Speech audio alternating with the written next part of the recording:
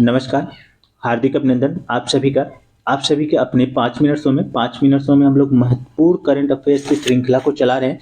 और कल की श्रृंखला के लास्ट में मैंने आप सभी लोगों से एक प्रश्न पूछा था। प्रश्न था, मशहूर उर्दू शायर मुनव्वर राणा का हाल ही में निधन हो गया, उन्हें ज्ञानपीठ पुरस्कार कब दिया गया था? इसका सही उत्तर क्या था?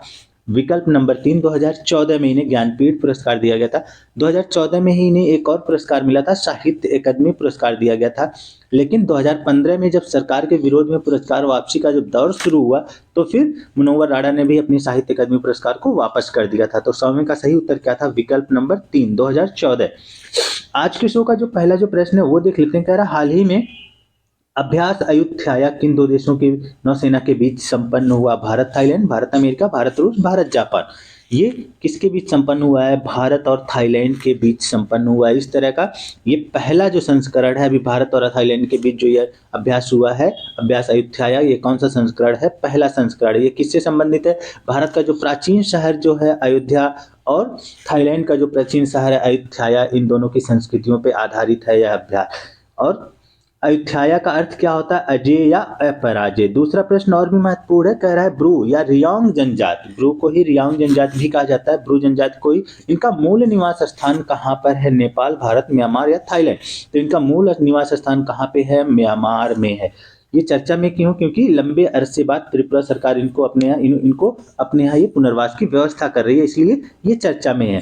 म्यांमार से सदियों पहले ये जो ब्रू जनजाति है या रियांग जनजाति है, मिजोरम आती है। मिजोरम में ये अल्पसंख्यक होते हैं और वहाँ पे जो बहुसंख्यक जो जनता है, मिजो जनता है, इनके बीच 1996 में संघर्ष होता है।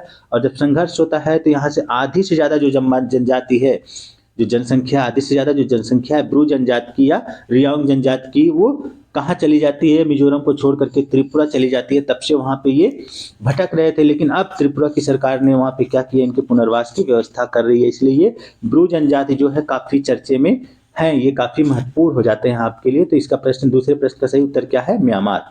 अगला जो प्रश्न है ये भी महत्वपूर्ण है, ये देख लेते हैं। कह रहा है कि निपाह वायरस की पहली बार पहचान कब की गई थी? ये चर्चा में है, इसलिए मैंने इस प्रश्न को यहाँ पे रखा है। कब की गई थी? 1919, 1999, 2000, 1998, 2002। तो निपाह वायरस की जो पहली पहचान की गई थी, कब की गई थी? 1998 ईस्वी में की गई थी। ये चर्चा में है क्योंकि ऑक्सफोर्ड विश्वविद्यालय जो ब्रिटेन है, वहां पे अब पहली बार मानव के ऊपर इसके वैक्सीन का परीक्षण किया जा रहा है। ये वैक्सीन क्या है? वैक्सीन का नाम क्या है? चैडॉक्स निपाह बी।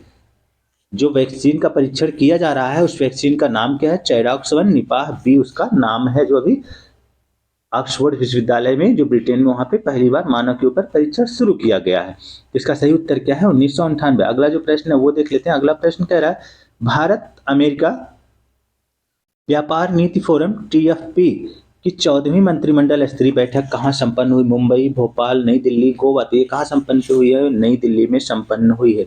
अगला जो प्रश्न है वो देख लेते हैं। अगला प्रश्न कह रहा है, हाल ही में फीफा फुटबॉल पुरस्कार 2023 लियोनेल मेसी को सर्वश्रेष्ठ फुटबॉलर का पुरस्कार दिया गया है, उन्होंने जीता है। तो उनका संबंध किस देश से है?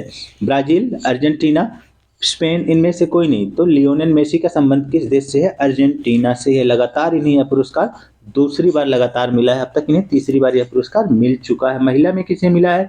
जो महिला में मिला है, एताना बोनमती को मिला है। ये कहाँ की रहने वाली है? स्पेन की रहने वाली है। सर्वश्रेष्ठ महिला फुटबॉलर का पुरस्कार किसे मिला? एताना बोनमती को। ये कहाँ की रहने वाली है? स्पेन की रहने वाली है।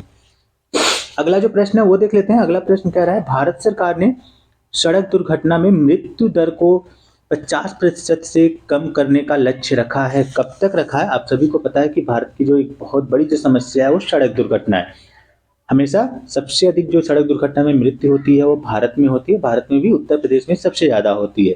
तो अभी जो सड़क सुरक्षा सप्ताह मनाया जा रहा है उसमें सड़क और परिवहन मंत्री जो हैं नितिन गडकरी ने, उन्होंने घोषणा की है कि भारत सरकार अब क्या करेगी, जो सड़क दुर्घटना है उसे कम करने का प्रयास करेगी। तो उन्होंने लक्ष्य रखा है कि 2030 तक जो सड़क दुर्घटना है उसे कम करके कितना कर देंगे? 50% हम उसे कम करने का लक्ष्य रखा है। कब तक रखा है? 2030 तक रखा है। भारत में हर घंटे में 19 लोगों की मृत्यु होती है सड़क दुर्घटना से। ये आंकड़े हैं वहां पे जब सरकार द्वारा जारी किए गए जो है। अगला जो प्रश्न है वो देख लेते हैं। कह रहा है, विश्व आर्थिक मंच की 54वीं वार्षिक बैठक स्विट्जरलैंड के दावोस में 15 जनवरी से 19 जनवरी के बीच चल रही है। बैठक का विषय क्या है? कह रहा है, Rijal trust, rebuilding trust, renewable या इनमें से कोई नहीं। तो ये जो अभी आर्थिक विश्व आर्थिक मंच की जो 54वीं जो बैठक दावोस में चल रही है 15 से 19 जनवरी के बीच, इसका जो विषय है, जो थीम है, वो क्या है? रीबिल्डिंग ट्रस्ट है। तो इसका सही उत्तर क्या है? विकल्प नंबर 2। ये जो विश्व आर्थिक मंच है, इसकी स्थापना कब हुई थी? 1971 ईस्वी में हुई थी। इसका जो मुख्यालय है वो कहाँ है? कोलोनी स्विट्जरलैंड में है। अगला जो प्रश्न है वो देख लेते हैं। कह रहा है ताइवान का नया राष्ट्रपति किसे चुना गया है? 4 विकल्प दिया है। कह रहा है ताइवान का नया राष्ट्रपति किसे चुना गया? विलियम लाई चिंग ते। कह रहा है विकल्प नंबर 1 और 2 दोनों, इनमें से कोई नहीं। तो ताइवान का नया राष्ट्रपति किसे चुना गया है? विकल्प नंबर 1 विलियम ताई और लाई चिंग ते, दोनों को चुना गया है। ये दोनों को नहीं चुना गया क्योंकि विलियम ताई को ही दूसरे नाम से किससे बुलाया जाता है? लाई चिंग ते। ये दोनों एक ही व्यक्ति के नाम है। क्या? विलियम ताई और लाई चिंग ते। तो इसलिए 108वें का सही उत्तर क्या है? विकल्प नंबर 3 सही है। अगला जो प्रश्न है वो देख लेते हैं। अगला प्रश्न कह रहा है अटल बिहारी वाजपेयी सेवरी नहवा सेवा ब्रिज निम्नलिखित में से किन्हें जोड़ता है? ये महत्वपूर्ण प्रश्न है। वैसे आप सभी लोग इस प्रश्न से गुजर चुके हैं। कह रहा है कि दक्षिण मुंबई को नवी मुंबई से, कोलकाता से मुंबई को, कोलकाता से हल्दिया को, प्रयागराज से नैनी को। तो अटल बिहारी वाजपेयी सेवरी नहवा सेवा ब्रिज जो अभी प्रधानमंत्री ने जिसका उद्घाटन किया, वो किसको जोड़ता है? दक्षिण मुंबई को नवी मुंबई से जोड़ता है। तो आज का अंतिम जो प्रश्न आज के शो का, और ये आप सभी लोगों के लिए ये प्रश्न है, और आप सभी लोगों को इस प्रश्न का उत्तर ढूंढ के बताना है कि कोर्सेरा का संबंध किससे है। पूछ रहा है कोर्सेरा का संबंध किससे है? लड़ाकू विमान, online learning platform, online course से, इनमें से कोई नहीं। तो जो ये कोर्सेरा का संबंध है ये किससे है? ये आप सभी लोगों को कमेंट बॉक्स से बताना है ढूंढ के। अगर नहीं होता तो कल फिर मैं इसका उत्तर नेक्स्ट वीडियो में, जब कल वीडियो लाऊंगा तो वहाँ पे आप सभी लोगों को बता दूंगा। नहीं, कल कुछ नए करंट अफेयर्स के साथ मैं फिर आप सभी लोगों से रूबरू होऊंगा। तब तक के लिए बहुत बहुत आभार आप सभी लोगों का।